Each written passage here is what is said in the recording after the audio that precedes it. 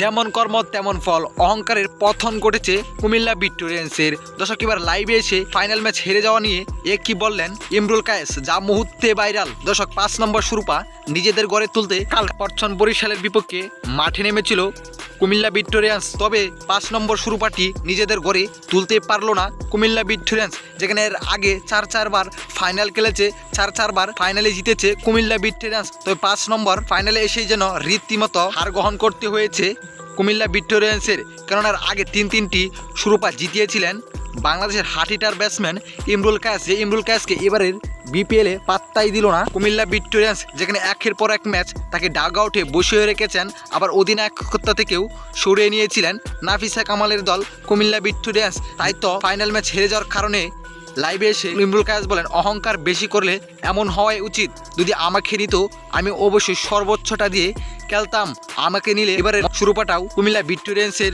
গড়ে যেত, কিন্তু আমাকে তারা বুঝলো না। তো দর্শক, আপনার কাছে কি মনে হয়, যদি ইমরুল কায়েসকেই নেওয়া হতো তাহলে কি এবারের শিরোপাটাও কুমিল্লায় নিত?